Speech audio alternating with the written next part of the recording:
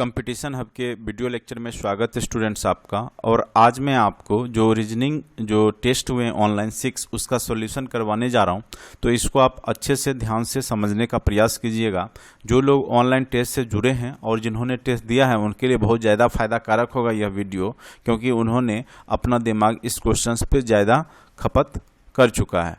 ठीक है, लेकिन अभी जो लोग टेस्ट सीरीज में ज्वाइन नहीं किए हैं तो वो लोग अगर ज्वाइन करना चाहते हैं तो जल्द से जल्द टेस्ट सीरीज को ज्वाइन कर लें। आपका जो एग्ज़ाम होने वाला है वो ऑनलाइन होने वाला है।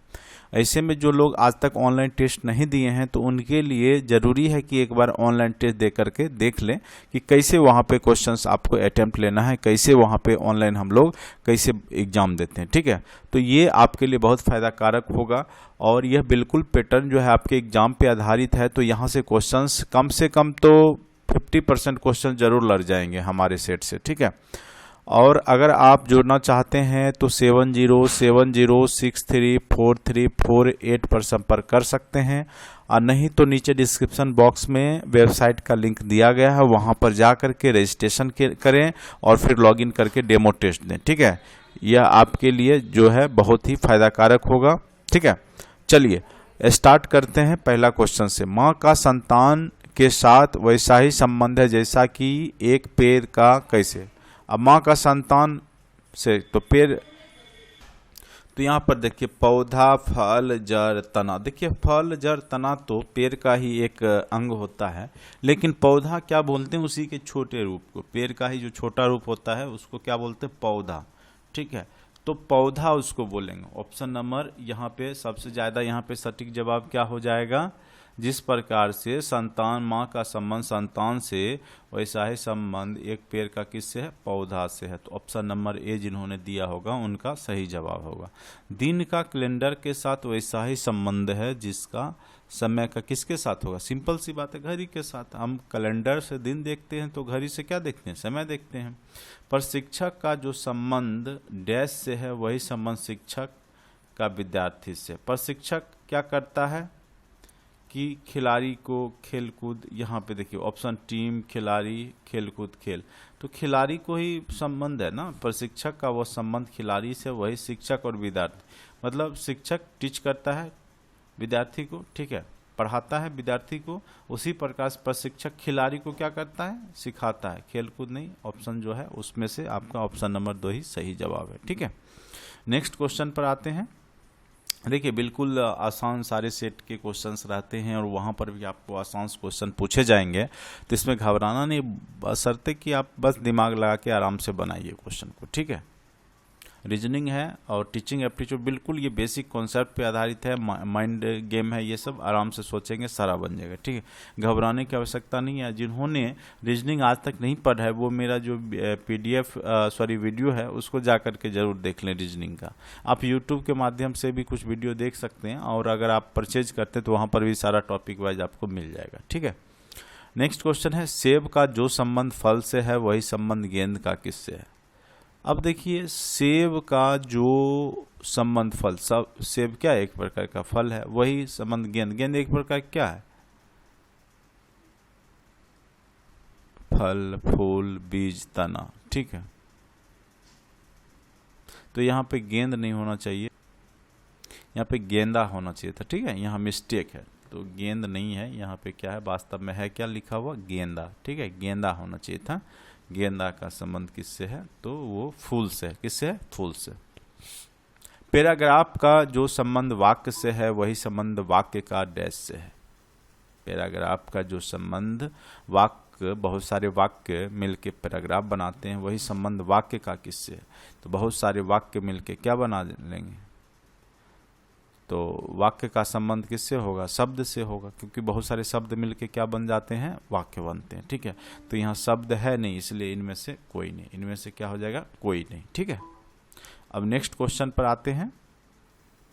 बिल्कुल आसान सारे क्वेश्चन से। एम ओ जिस प्रकार पी आर से संबंधित है, सबसे पहले एम ओ और पी आर, एम का पोजीशन कितना होता है, एम का 13 और ओ का कितना होता है, 15, पी का कितना होता है,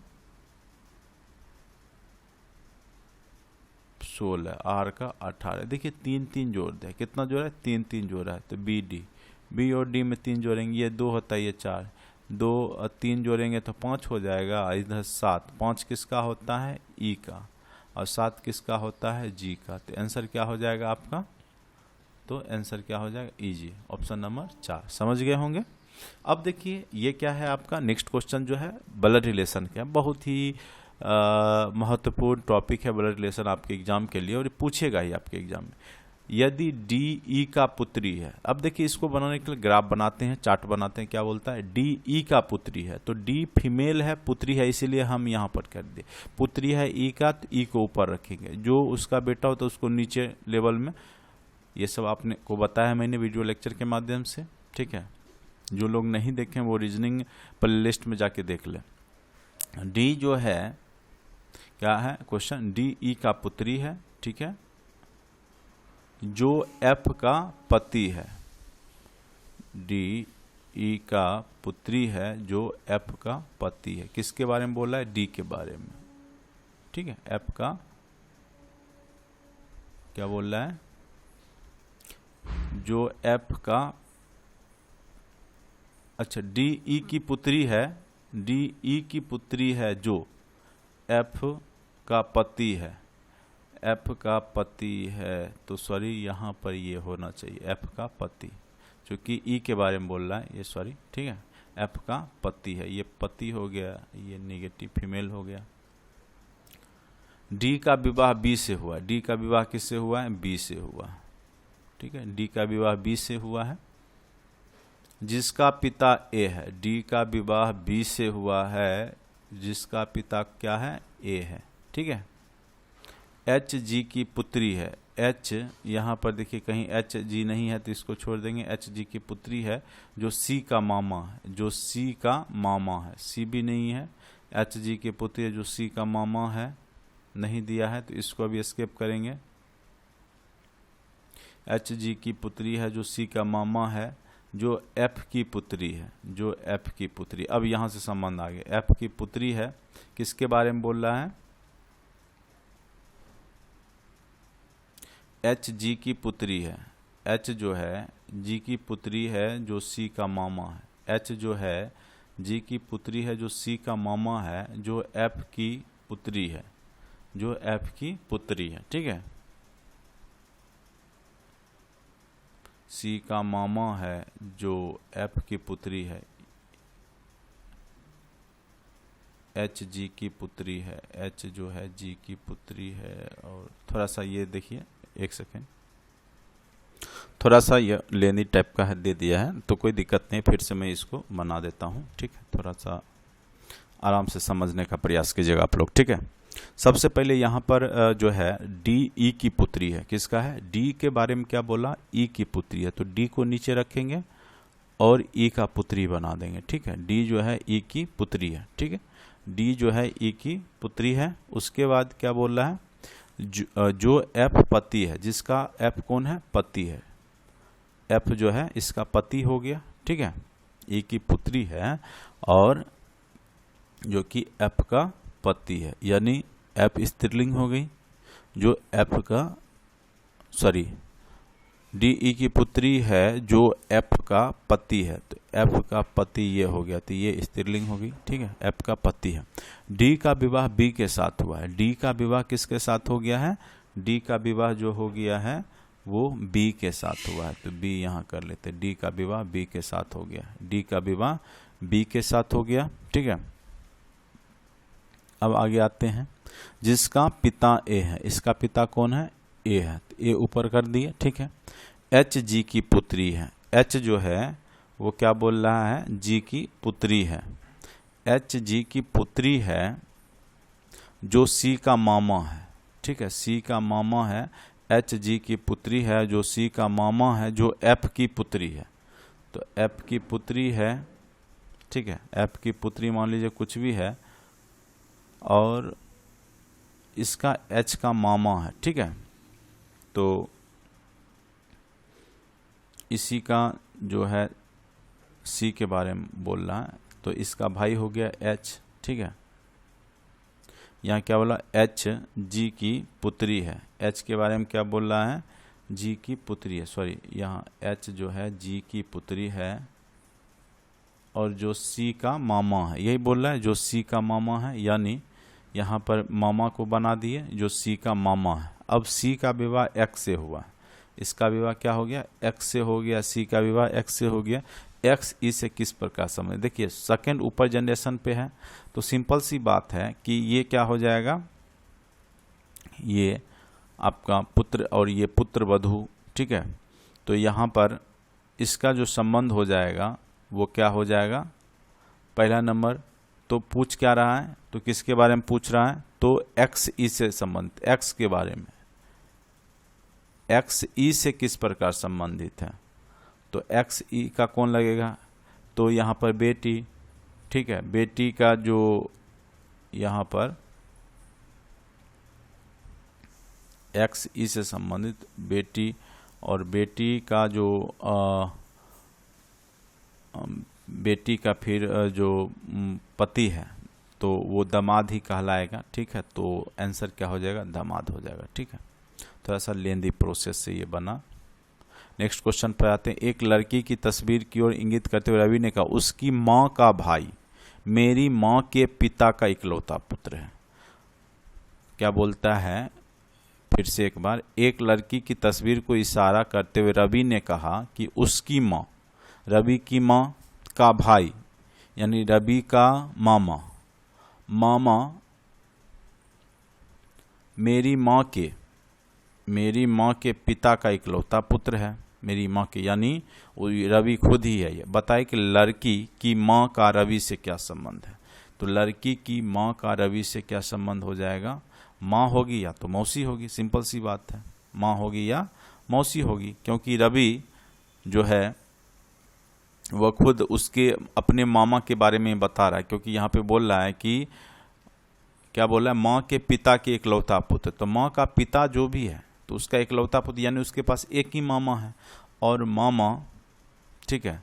और यहाँ क्या बोला, एक लड़की की तस्वीर की ओर इंगित करते हुए रवि ने कहा उसकी माँ का भाई, उसकी माँ का जो भाई है मेरी माँ के पिता के इकलौता पुत्र है, यानी आपस में दोनों की माँ मौसी है। तो बताएं लड़की माँ का रवि से, लड़की माँ का रवि से क्या संबंध है, तो या तो माँ ही होगी, या तो उसी की बहन के बारे में बोल रहा है, या तो उसकी मौसी की लड़की होगी वो, तो माँ या मौसी, ठीक है।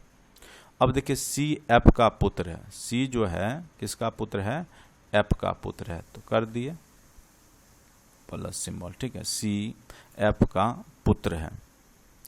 डी सी का इकलौती बहन है, डी सी का इकलौती बहन है, डी जो है सी का इकलौती बहन है। ए बी का पिता है, ए जो है बी का पिता है। ए का विवाह एफ के साथ हुआ है, बी डी से कैसे संबंधित, अब देखिए यहाँ पर है, अब यहाँ पर क्या बोल रहा है कि यहाँ डी से, ए का विवाह एफ के साथ हुआ है, ए का विवाह किसके साथ हुआ है, एफ के साथ हुआ है, ठीक है, यही बोल रहा है। ए बी का पिता है, ए जो है बी का पिता है। फिर से एक बार, सी एफ का पुत्र है, तो कर दिए सी एफ का पुत्र। डी सी की इकलौती बहन है, वो भी कर दिए, डी सी की इकलौती बहन है। ए बी का पिता है, ए जो है बी का पिता है, तो ए जो है बी का पिता है।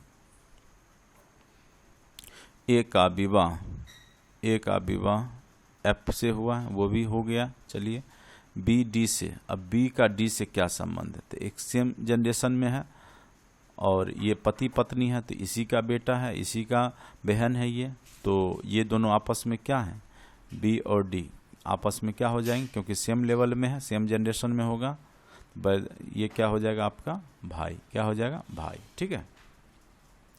क्योंकि ये माता पिता, ये दोनों भाई बहन, तो ये भी क्या बोले इसी का पुत्र है, तो भाई ही होगा, ठीक है। ऑप्शन नंबर क्या हो जाएगा 3। नेक्स्ट क्वेश्चन पर आते हैं। लीप वर्ष 366 दिन के होते हैं। यदि इस वर्ष 1 जनवरी को मंगलवार है तो इस वर्ष कुल कितने बुधवार होंगे, ठीक है। तो यहाँ पर देखिए क्वेश्चन क्या बोल रहा है कि 1 जनवरी को मंगलवार है, यानी बुध जितने भी होंगे, ठीक है, वो अंदर में, तो 366 को 7 से भाग दे देते हैं, ठीक है। जितना सप्ताह होगा उतना बुध हो जाएगा। तो 7 × 5 = 35, 7 × 2 = 14। ठीक है, टोटल यहाँ पर देखिए 7 × 5 = 35, 1 7 2 = 14, 52 और एक जो है पहला वाला निकल जाएगा। ठीक है, तो 1 53। ठीक है, कितने बुधवार होंगे वर्ष में? कुल 1 जनवरी को चूंकि मंगलवार है तो पहला वीक वाला जो है इसमें एक्स्ट्रा ऐड हो जाएगा। ठीक है, इसलिए इसका आंसर क्या हो जाएगा? 53। ठीक है, आंसर क्या हो जाएगा? 53। 52 + 1 क्या हो जाएगा? 53। ऑप्शन नंबर 1 इसका सही जवाब। 15 अगस्त 1947 का कौन सा दिन था? अब देखिए ये तो कैलेंडर का है, अच्छे से आप पढ़ेंगे तभी बना पाएंगे कैलेंडर चैप्टर। तो इसमें हम पहुंचते थे 1947 तक। सबसे पहले 1947 है तो पहले 1946 तक पहुंचते थे। उसमें 1916 में कितना लीप वर्ष होता, ऑड वर्ष हम बताए थे 0। फिर इधर 300 में कितना हो जाता है आपका 1। ठीक है, क्योंकि हमने बताया था आपका, ठीक है, एक कैलेंडर का नियम बताया था। आप रीजनिंग का जो कैलेंडर टॉपिक मैंने बताया उसको जाके एक बार ज़रूर देख लेंगे। ठीक है, तो कि कैसे चलता है उसमें। ठीक है, 100 वर्ष में जैसे 5 होता है तो 200 वर्ष में 3 होता है, 300 वर्ष में आपका 1 होता है, उसी प्रकार से 400 वर्ष में 0 होता है। ठीक है, ऑड्स की संख्या। तो 1900 तक पहुंच गए, 1600 में 0 हो गया क्योंकि, और 400 की गुणक में 0 ही होगा। तो 1900 तक पहुंच गए हम, तो एक ऑड इधर हो गया। अब इधर आपका हो गया 46, क्योंकि 47वां तो चल ही रहा है। ठीक है, तो 46 में देखेंगे कितना जो है ऑड डे की संख्या हो जाएगी। तो 46 में देखेंगे लीप वर्ष कितना है, तो लीप वर्ष 4 वर्ष पे आता, 4 से भाग दे दिए। ठीक है,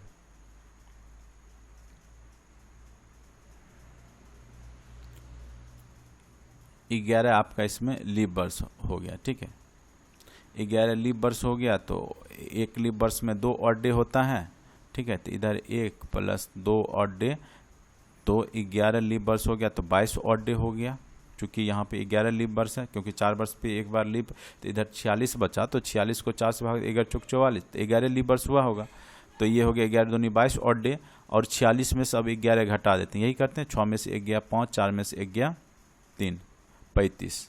ठीक है, तो 35 सिंपल हो गया, यहाँ तक अब पहुँच गए। अब क्या करेंगे कि अगस्त महीने तक पहुँचेंगे, 15 अगस्त का दिन तक। तो यहाँ पर देखेंगे कि जनवरी कितने का होता है, तो जनवरी अगर हम मानते 31 दिन का है तो इसमें 7 से भाग देते हैं, तो कितना ऑड डे। एक्चुअली क्या होता है, जितना भी दिन होता है उसमें 7 से हम भाग दे देते हैं। ठीक है, तो ये कितना हो गया, 7 × 28 = 3, 31, 3 ऑड डे जनवरी। फरवरी में, क्योंकि यह कौन सा वर्ष है, लीप वर्ष तो है नहीं, तो यहाँ पर जो है 0 हो जाएगा। फिर आपका कितने दिन का हो जाएगा, 31 दिन का।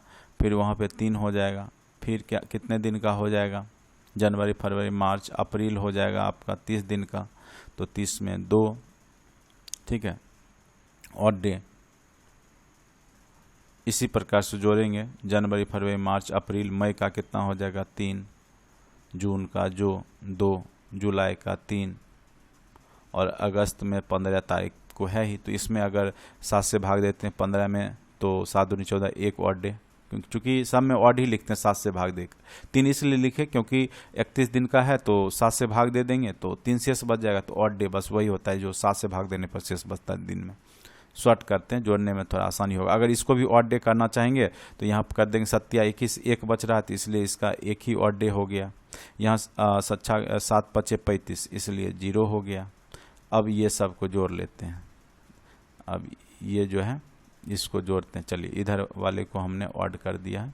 1 1 2 2 3 5 3 8 8 2 10 3 13 2 15 3 18 1 19। अब फिर 19 है 7 से ज़्यादा, फिर 7 से भाग दे देते हैं। ठीक है, तो 7 दूनी 14, क्या बच गया आपका 5। और 5 जो होता है वो किसको बोलते हैं इसमें, तो 5, तो 0 को क्या बोलते हैं इसमें, 0 को रविवार,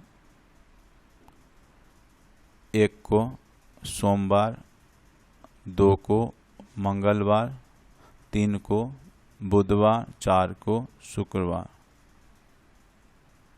ठीक है, 4 को यहाँ पे कहीं मिस्टेक हुआ होगा, ठीक है, तो इसका आंसर जो है शुक्रवार ही आएगा। देख लेते हैं कहीं हमने कुछ किया होगा गड़बड़ी। 1 1 2 और 2 3 5 3 8 2 10 3 13 2 15 3 18 1 19 है। तो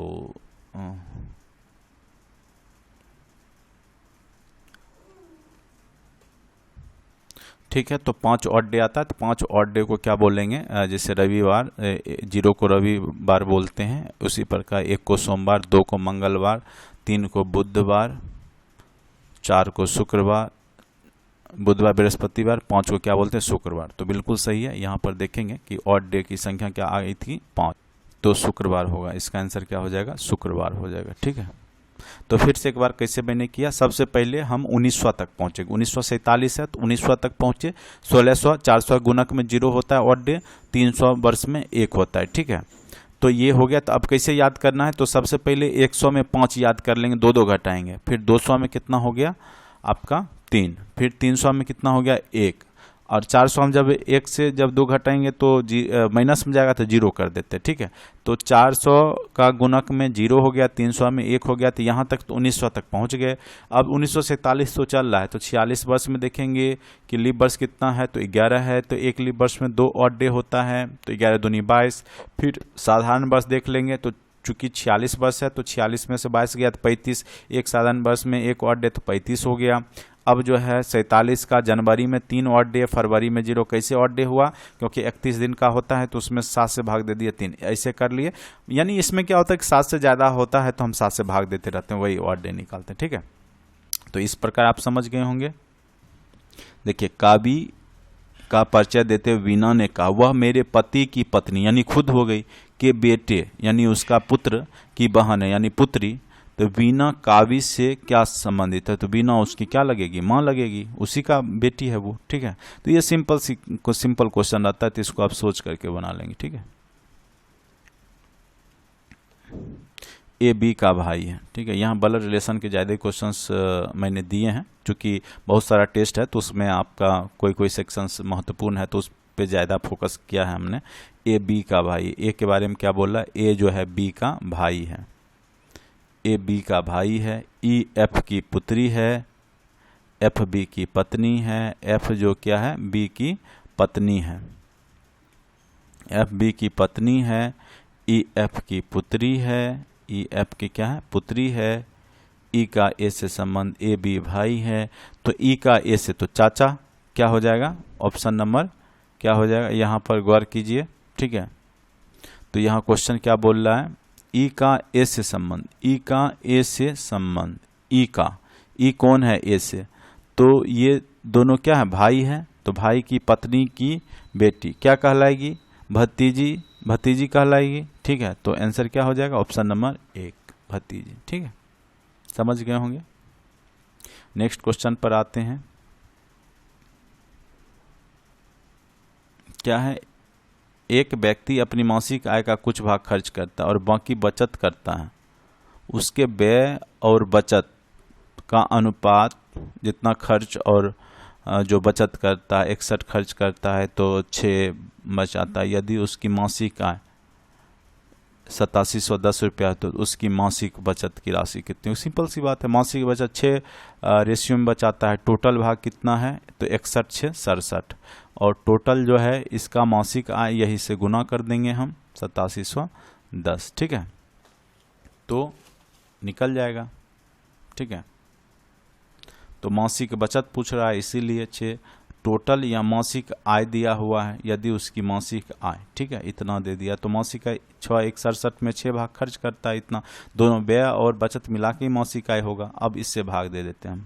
ठीक है, इससे भाग दीजिए, तो सबसे पहले 871, तो 67 को अगर हम 8710 में भाग देंगे तो इसको अगर आप भाग दीजिएगा तो क्या हो जाएगा, कितने बार में कट जाएगा, इसको काट लेते हैं। ठीक है, तो 67 एकम 67 और 67 एकम इधर हो गया आपका 67, तो चला गया 201 67 दिया। ठीक है, 130 बार में। अब देखिए 130 आ गया। ठीक है, 130 आ गया चूँकि ये क्या आ गया आपका, ठीक है, 130 बार में कट गया, तो 130 गुने 6 कर देंगे, कितना हो जाएगा, 3×6=78, यानी 780 रुपया। देखिए यहाँ कुछ नहीं किया, टोटल क्या होता है, टोटल आय और व्यय मिलके ही कुल आय हो गया, वही 8710 दिया है। यानी आपका जो है खर्चा निकालना है तो हमको 6 निकालना है, टोटल पार्ट क्या हो गया, 61 6 67, 67 ही आय हो गया, गुना कर दिए वैल्यू। या ऐसे भी बना सकते हैं, इसको x मान के भी बना सकते हैं, ठीक है, x को मान, जैसे 61x/6x, ठीक है। तो यहाँ पर टोटल कितना आय हो गया, 67x, चूँकि 67x = 8710 दिया हुआ है, तो x निकाल लीजिए, फिर 6x निकाल लीजिए, 6 गुना कर दीजिए 13 से 130 से, तो क्या हो जाएगा, 780 हो जाएगा, ठीक है। बहुत आसान क्वेश्चन थे। एक संख्या में 20% वृद्धि से प्राप्त परिणाम तथा उसी संख्या में 25% की कमी से प्राप्त का परिणाम का अंतर। तो एक संख्या में जैसे 20% वृद्धि करेंगे तो 120/100 हो जाएगा वो संख्या, x मान लेते संख्या, और परिणाम तथा उसी संख्या में 25% की कमी, यानी x का 75/100 हो जाएगा वो। प्राप्त परिणाम का अंतर माइनस इक्वल टू कितना हो गया, 36, यही वैल्यू निकाल लीजिए। तो नीचे हो गया 100, तो 120 में से 75x गया, तो 55x 120x में से 75x जाएगा, ठीक है, 120 में से 75 जाएगा तो कितना बचेगा, 10 में से 5 गया 5, और यहाँ बच गया आपका 11 में 7 गया 4, सॉरी 45x = 36, तो x बराबर क्या हो गया, गुना 100/100 भी है तो गुने 100 यहाँ आ जाएगा, ठीक है, बटे 45, ठीक है। तो 9×5 = 45, 9×5 = 45 और 9×4 = 36 और 5 से 20, तो 20×4 = 80, आंसर क्या हो जाएगा, 80, ठीक है, ऑप्शन नंबर 2। कुछ नहीं करना है, बस जैसे क्वेश्चन का, एक परीक्षा में एक छात्र को 30% अंक प्राप्त होते हैं और वह 25 अंकों से असफल हो जाता है, ठीक है। अगर मान लेते हैं कोई परीक्षा में 100 अंक का था या x अंक का ही था, ठीक है, तो वो क्या होता है कि एक परीक्षा में एक छात्र को 30% अंक प्राप्त होते हैं। मान लीजिए x का टोटल था, उसको 30% प्राप्त हुआ, ठीक है, x का 30% प्राप्त हुआ और वह 25 अंकों से, यानी 25 और लाता तो पास हो जाता। यदि उस परीक्षा में दूसरे छात्र को 40% अंक प्राप्त होते हैं और 25 अंक अधिक मिलते हैं, तो x का 40% लाता है और उसको क्या बोलता है, 25 यहाँ पर 25 अंकों से यदि परीक्षा में 40% अंक लाते हैं, प्राप्त होते हैं, और वह उसे उतनांक से 25% अंक अधिक मिलते हैं। यह 25% अंक अधिक नहीं होना चाहिए था, 25 अंक अधिक होना चाहिए था, ठीक है, अंक मिलते हैं तो अधिकतम अंक क्या थे, तो अब दोनों को बराबर कर लीजिए, ठीक है। तो 30x/100 = इतना, तो 30x/100 दोनों बराबर कर लेंगे क्योंकि दोनों सेम ही परीक्षा में बैठा है, ठीक है। तो 100 और ये हो गया आपका, अगर इधर करते हैं तो 40x, या उधर ही ले जाते हैं इसको, +25 = 40x/100 - 25, ठीक है। तो उधर ले गए तो 40x/100 - 30x, तो 10x/100। अब इसको इधर लाए तो 50, ठीक है। तो ये क्या हो जाएगा, 500 नंबर का हो जाएगा। एग्जाम कितने का हो जाएगा, तो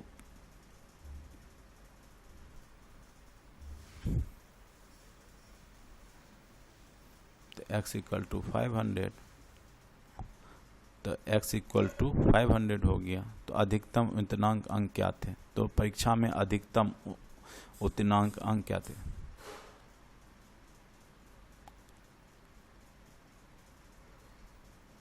तो अधिकतम मतलब टोटल नंबर कितना था, तो वो 500, ठीक है। आंसर क्या हो जाएगा, 1 नंबर। अब नेक्स्ट क्वेश्चन पर आते हैं। शब्दकोश के अनुसार निम्नलिखित में से कौन सा शब्द चौथे स्थान पर होगा। तो अब देखिए डिक्शनरी में क्या होता है, सबसे पहले अल्फ़ाबेटिकली ऑर्डर में रहता है, जैसे SAN सब में एक ही है, SAN, ठीक है। तो अनुसार निम्नलिखित में कौन सा शब्द चौथे स्थान पर होगा। ठीक है, अब देखिए नेक्स्ट निर्धारित करेगा, देखिए एस है, ए है, सी है, सी है। तो सबसे पहले जो है सी आएगा, ए आएगा, फिर ये दोनों आएगा, सी सी वाला, फिर आएगा लास्ट। तो संस्कृत ही जो होगा वो चौथे स्थान पर होगा। ये तीनों पहले पे ये होगा, दूसरे पे ये होगा। जिससे अगर यहाँ पे सी सी दोनों मिला तो टी को देखें, टी भी दोनों में कॉमन है, फिर आई भी कॉमन है। फिर यहाँ पर टी और ओ में देखते हैं कि ओ पहले आता है, तो ये आ जाएगा दूसरे नंबर पर सैंक्शन, सेनिसिटी, फिर लास्ट में क्या हो जाएगा संस्कृत, क्योंकि यहाँ पर एस है। ठीक है, डिक्शनरी आपने देखा ही होगा कैसे अरेंज रहता है। ऑप्शन नंबर 1 सही जवाब है। एक लड़की की ओर इशारा करते हुए रवि ने कहा, यह मेरे पिता के एकमात्र संतान की पुत्री है। रवि क्या कहता है कि यह मेरे पिता की एकमात्र संतान की पुत्री है, यानी वह खुद उसका पिता का है और उसकी पुत्री है। रवि की पत्नी उस लड़की से किस प्रकार संबंधित है? तो रवि की पत्नी माँ ही होगी, सिंपल सी बात है, कॉमन सा क्वेश्चन, आसान सा। अजय ने कहा, यह लड़की मेरे माँ की पोते की पत्नी। अजय ने कहा, यह जो लड़की है मेरी माँ जो है उसके पोते की पत्नी है, यानी उसके बेटे की पत्नी है। अजय उस लड़की का कौन है? तो दादा है, सॉरी, अजय उस लड़की का कौन है? हाँ, यह लड़की मेरे माँ की पोते यानी उसकी बेटा की पत्नी। अजय उस लड़की का क्या है? ससुर हो जाएगा। ठीक, ससुर हो जाएगा। ठीक, यदि मैं दक्षिण की ओर अपना दायां हाथ फैलाकर खड़ा हूं, अब देखिए इधर है, इधर क्या बोलते हैं? उत्तर, इधर दक्षिण, इधर पूरब, इधर पश्चिम। ठीक है, अगर मैं दक्षिण की ओर दायां हाथ, तो ये इधर हो गया, तो बताए कि मेरा पीठ, तो दक्षिण की ओर क्या बोलता है कि मैं अपना दायां हाथ फैलाकर दक्षिण की ओर,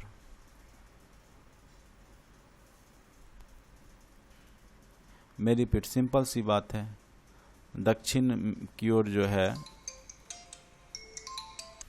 अब देखिए ये कह रहा है, दिए गए अवस्थित शब्दों के अक्षरों में को सार्थक शब्दों में व्यवस्थित करने पर कौन सा शब्द एक रंग नहीं है? तो ये देखिए वायलेट हो जाएगा, ये आपका ऑरेंज हो जाएगा, ये पर्पल हो जाएगा, ये कोई भी शब्द इससे नहीं बनेगा। ठीक है, तो इसका आंसर क्या हो जाएगा? Option number 2। क्या पूछ रहा है? रंग नहीं है, तो ये एक रंग नहीं बनेगा। ठीक है, फ्लावर बन जाएगा, FLOWER बन जाएगा, फ्लावर, फूल बनेगा, रंग नहीं बनेगा, वो अलग चीज बन गया। ठीक है, अब है अंग्रेजी वर्णमाला में यदि B A हो जाए, B क्या हो जाए? A, यानी A घट जाए, और P जो है O हो जाए, यानी A घट रहा है, तो K क्या हो जाएगा? J, सिंपल सी बात, A घट जाएगा। निम्नलिखित में से कौन वह अक्षर है जो बाएं से 12वें अक्षर के बाद आता है? बाएं से 12वें अक्षर के बाद आएगा, यानी बाएं से वो 13वां अक्षर हो गया, और दाएं से 13वां अक्षर, और दाएं से 13वां अक्षर, यानी 27 में से 13 घटाइए, 14 के पहले आता है, तो वो 13 हो जाएगा। 13 किसका होता है? M का, सॉरी, एक सेकंड। निम्नलिखित में से वह कौन सा अक्षर है जो बाएं से 12वें अक्षर के बाद आता है? अच्छा, 12, यानी 12 के बाद ही आएगा, यानी 13, 14, 15 कुछ भी हो सकता है, और इधर से, और दाएं से 13वें अक्षर से पहले आता है, दाएं से, तो 27 में से आप 13 घटा दीजिए, 13 घटा दीजिए,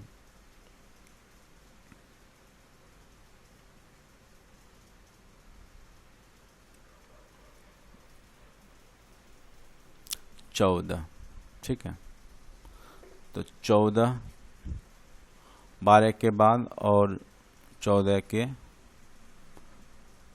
क्या बोलता है? दाएं से 13वें से पहले आता है, दाएं से 13वें, 13वां जो है 14 नंबर का हो गया, से पहले आता है। 14 से पहले क्या आ जाएगा? इस साइड में आएगा, तो 15, 15 किसका?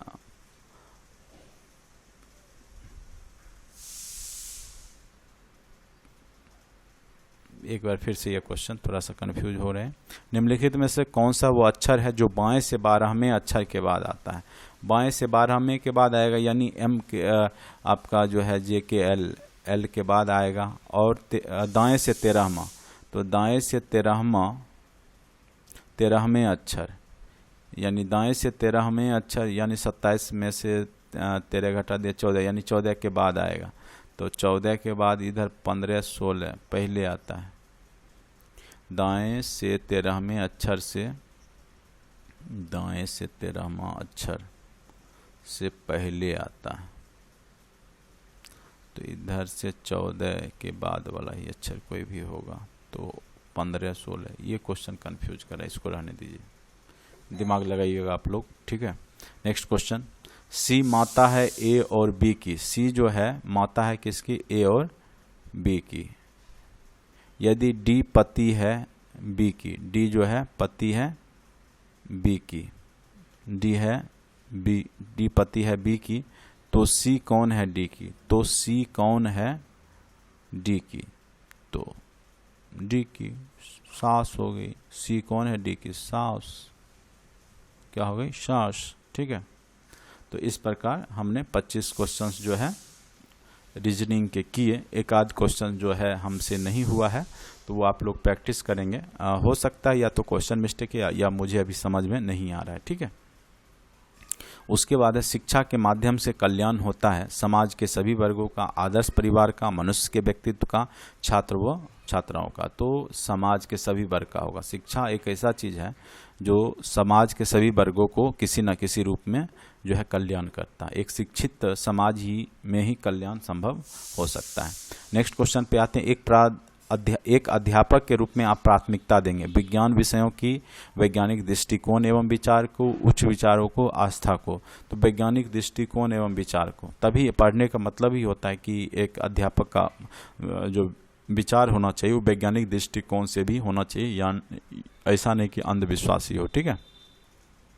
नेक्स्ट क्वेश्चन, आपके अध्यापन करते समय यदि कोई छात्र आपकी त्रुटियों की ओर संकेत करती है तो आप छात्र को कक्षा के बाद मिलने के लिए कहेंगे, छात्रा को चुप रहने के लिए कहेंगे, स्वीकार कर लेंगे? देखिए स्वीकार करेंगे। एक अच्छा शिक्षक, अगर आप में कमियां हैं, अगर कोई चीज़ हो सकता है कि आपसे नहीं सॉल्व हो, तो आप उसको स्वीकार कीजिए या बोलिए उसको नेक्स्ट दिन में बताऊंगा, आज मुझे नहीं आ रहा है। इसमें कोई ये नहीं, अब ये नहीं कि उसको गलत बता रहे हैं कि कभी क्वेश्चन गलत है, कभी कुछ बोलते हैं, तो वो गलत बात नहीं हुआ तो फिर ट्राई होगा अगले बार, ठीक है। ये सच्चाई होनी चाहिए।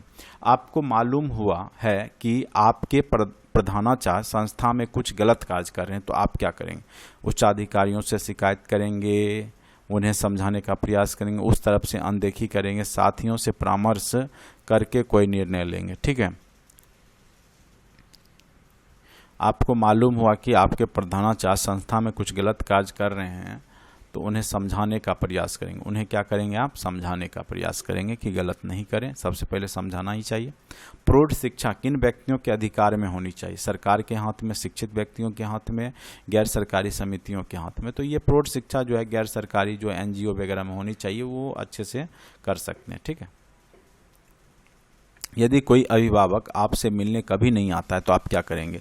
बालक को दंड देना प्रारंभ करेंगे? बिल्कुल नहीं। बालक पर ध्यान नहीं देंगे? बिल्कुल नहीं। उनसे स्वयं मिलने जाएंगे? बिल्कुल नहीं। अभिभावक को लिखेंगे? हाँ, अभिभावक को लिखेंगे पत्र या बुलावा देंगे, ठीक है, कि आइए मिलने के लिए, और क्या कीजिएगा, ठीक है। नेक्स्ट क्वेश्चन पे आते हैं। एक क्वेश्चन छूट गया। शिक्षकों के बीच संघर्ष का सबसे दूषित परिणाम होता है शिक्षण समय की कमी, छात्रों का व्यवहार बिगड़ जाना, पाठ सहगामी क्रियाएं प्रभावित होना। देखिए जब आपस में शिक्षक लड़ेंगे तो छात्रों का व्यवहार भी बिगड़ जाना, ठीक है। छात्रों में अनुशासन बनाए रखने के लिए एक शिक्षक की कौन सी भूमिका सराहनीय है?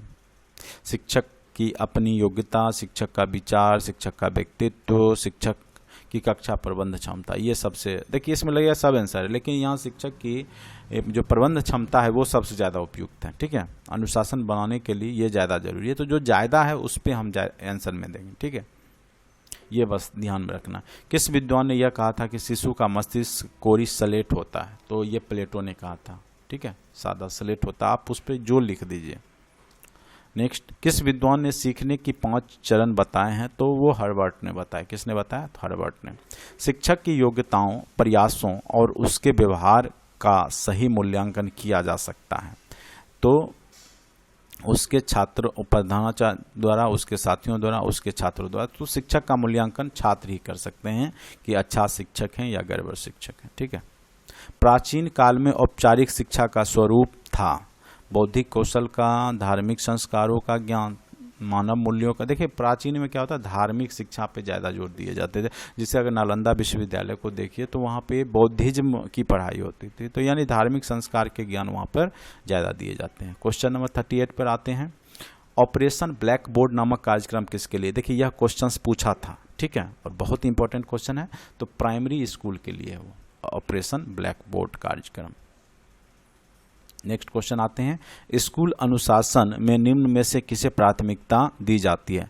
नापसंदीदा व्यवहारों पर अंकुश, छात्रों का योजनाबद्ध विकास, प्रधानाचार्य के आदेशों का अनुपालन, सामाजिक नियमों का स्वहर्ष परिपालन। सबसे पहले प्राथमिकता दी जाएगी सामाजिक नियमों का स्वहर्ष परिपालन पर, ठीक है। नेक्स्ट क्वेश्चन आते हैं। आधुनिक अनुशासन का मौलिक दर्शन है होना इच्छित व्यवहारों का पुनर्विलोकन, नियमों की कराए, स्वस्थ मार्गदर्शन एवं परामर्श। यही है, स्वस्थ मार्गदर्शन एवं परामर्श ही अनुशासन का मौलिक दर्शन है। नेक्स्ट क्वेश्चन पर आते हैं। शिक्षक के किस गुण को छात्र सबसे अधिक पसंद करते हैं? उसकी निष्पक्षता, उसका आरोप, उसकी समय की पाबंदी, उसकी अनुशासन पे। तो उसकी निष्पक्षता, देखिए उसका रोब गुस्सा कीजिएगा तब तो कभी नहीं पसंद करेगा स्टूडेंट। उसकी समय पाबंदी, तो समय उतना मायने रखता है। उसकी निष्पक्षता, वो सबको जो निष्पक्ष भावनाओं से समान रूप से जो पढ़ाता है वो सबसे ज़्यादा अधिक पसंद करते हैं छात्र, ये जान लीजिए।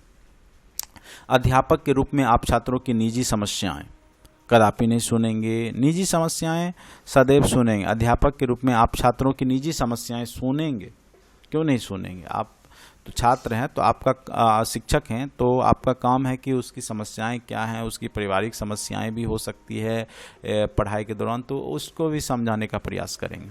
अध्यापक बनने के बाद आपके विचार अनुसार हर अध्यापक के घर पर किस वस्तु का होना जरूरी है? तो एक अध्यापक के लिए जो है पुस्तकालय होना जरूरी रहता है। टेलीविज़न, सजा हुआ ड्राइंग नहीं, पुस्तकालय होना जरूरी होता है, किताब। क्योंकि शिक्षक का मेन जो ये होता है जिस पे वो पढ़ते हैं, अध्ययन करते हैं, वही पढ़ाते हैं, फिर तो पुस्तकालय होना अति आवश्यक है। शिक्षा के स्तर को ऊंचा उठाने के निम्नलिखित में से क्या आवश्यक है? तो पाठ्य पुस्तकों का सतत मूल्यांकन, पाठ्यक्रम में संशोधन, छात्रों का सतत मूल्यांकन ये आवश्यक है, ठीक है, छात्रों का सतत मूल्यांकन आवश्यक है। नेक्स्ट क्वेश्चन आते हैं। शिक्षा के स्तर को ऊंचा उठाने के लिए निम्नलिखित में से क्या आवश्यक है? ये तो हो गया। अध्यापक का कार्य क्षेत्रों में पढ़ाई के प्रति विश्वास पैदा करना है, लगाव पैदा करना, आस्था पैदा, अनुराग पैदा करना है। अध्यापक का कार्य छात्रों में पढ़ाई के प्रति क्या है? अनुराग, लगाव पैदा करना, अनुराग, ठीक है, या वही उसके प्रति समर्पण। देखिए कुछ हिंदी क्लिष्ट वर्ड होते हैं तो वहाँ इंग्लिश फॉन्ट में भी होगा, वो भी आप वर्ड यूज करके देख लिया करेंगे। शिक्षक को कक्षा शिक्षण के दौरान इस बात का पूरा ध्यान रखना चाहिए कि छात्र प्रसन्नतापूर्वक पढ़े, पाठ पढ़ाने का पीरियड के समय में पूरा हो जाए, पाठ का उद्देश्य पूर्ण, ये सबसे ज़्यादा होना चाहिए। जो पाठ का आपका उद्देश्य है वो पूरा होना चाहिए, कोई छात्र इधर उधर ना ध्यान दें। चलिए, ऐसे लगेगा आपको सब आंसर है, लेकिन जो सबसे ज़्यादा उपयुक्त है, बार बार मैं बोल रहा हूँ। कक्षा शिक्षण के दौरान आप छात्रों से कैसे प्रश्न पूछें? पहले पढ़ाए गए पाठ से संबंधित, उस पाठ से संबंधित जो उस समय पढ़ाया जा रहा है, बालक पूर्ण ज्ञान से संबंधित, तो ये सभी पूछ सकते हैं, ठीक है, उसके ज्ञान से जो पहले पढ़ाए हैं या उस पाठ से। बाहरों के लिए शिक्षा व्यवस्था के क्षेत्र में किसका नाम उल्लेख है?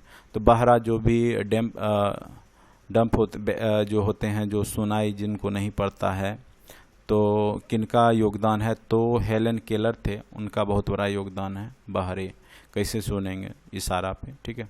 शिक्षक की कथनी और करनी में भेद नहीं होना चाहिए, यह कथन किसका है?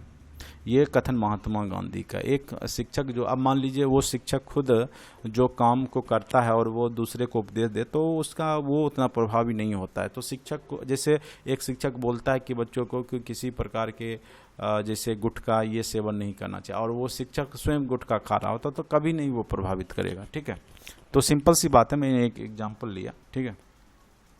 एक प्रभावी, और ये महात्मा गांधी का कथन है, ठीक है, महात्मा गांधी ऐसा सोचते हैं। एक प्रभावी संसूचक के रूप में आप सबसे पहले निम्न कदमों से किस पर विचार करेंगे? संसार माध्यमों का चयन, संचार होना चाहिए था। मूल्यांकन प्रक्रिया की योजना, संचार के उद्देश्य निर्दिष्ट करना। तो सबसे पहले जो संचार कर रहे हैं उसका उद्देश्य क्या है वो निर्दिष्ट होना चाहिए। कम्युनिकेट कर रहे हैं वो क्या, उसके क्या उद्देश्य हैं, ठीक है। अब है कक्षा के भौतिक वातावरण को बेहतर बनाने के लिए निम्न में से किसे महत्व दिया जाना चाहिए। वायु प्रदूषण पर नियंत्रण, ध्वनि प्रदूषण पर नियंत्रण, उपरोक्त दोनों, ठीक है।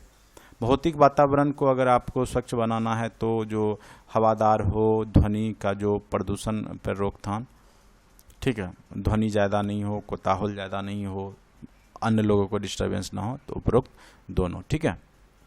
तो इस प्रकार हमने 50 क्वेश्चंस रीजनिंग टीचिंग के किए हैं, ठीक है। अगर आपको अच्छा लगता है तो लाइक करें, सब्सक्राइब करें, और अगर आप टेस्ट सीरीज में जुड़ना चाहते हैं तो 7070634348 पर संपर्क करें, या नीचे डिस्क्रिप्शन बॉक्स में लिंक दिया हुआ www.competitionhub.org.in, ठीक है।